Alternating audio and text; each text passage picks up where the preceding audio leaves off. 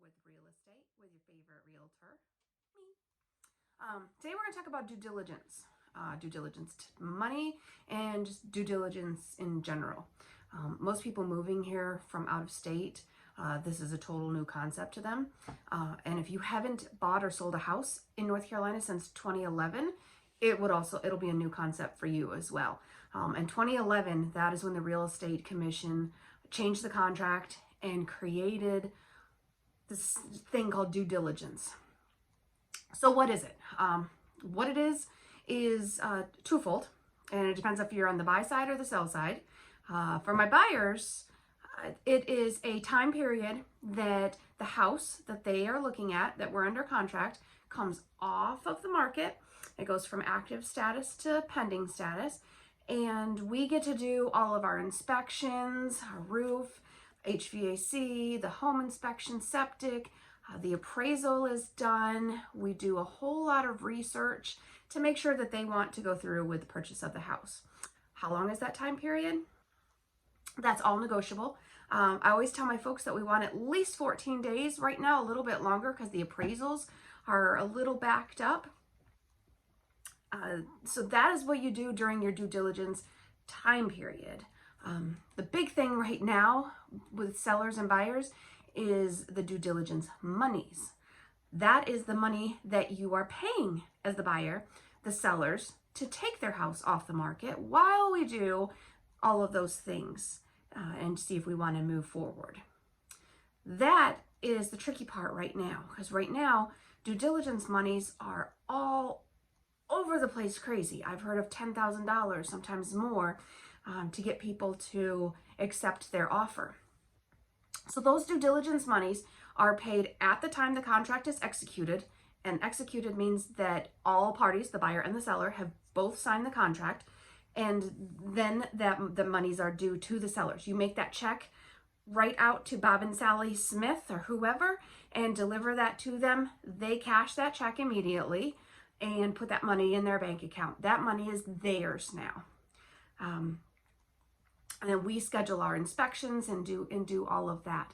So what happens, this is where it gets tricky.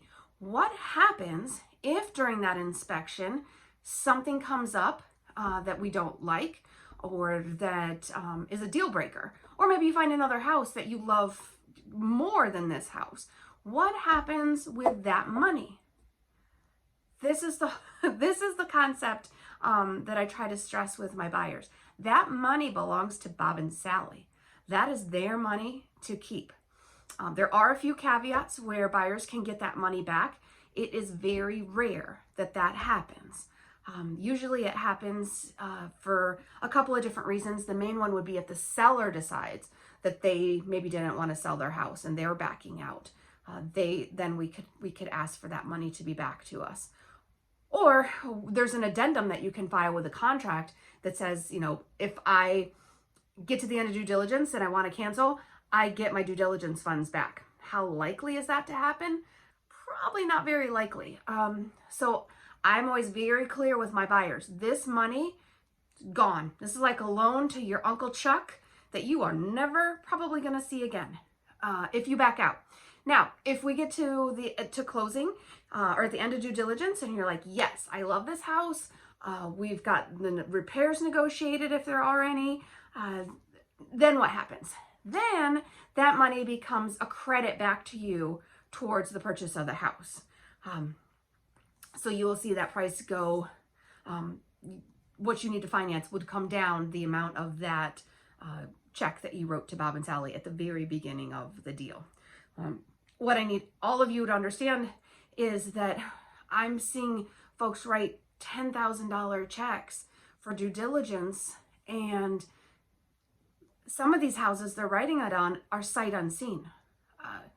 And that's very scary. That's like me going to Vegas and throwing $10,000 on red or black and hoping, you know, that when I finally am able to get inside that house, do my inspections, that we're all good.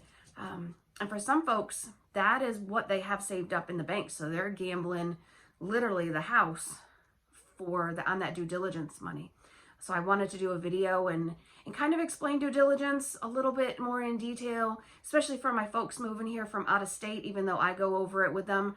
I may not be your realtor, and it may not get explained to you so you can understand it. We also have a blog that we just wrote about due diligence here in North Carolina. It's on our website. If you go to www.missionfirstrealty.com, there's a blog section, and you will see a blog in there. So what is due diligence in North Carolina, and what does it mean to you? That will explain it in a little more detail for you. I just gave you a little rough overview of it. If you have any questions about buying, selling, or building a home in the Triangle, give me a call. My team at Mission First would love to help you out, take you through that process. We really enjoy it, and we want to make it as stress-free for our clients as possible and make sure that you know as much as possible to make educated decisions on your largest investment, which is likely your home. So give us a call, go to our website, or shoot us an email at info@missionfirstrealty.com. Have a great day.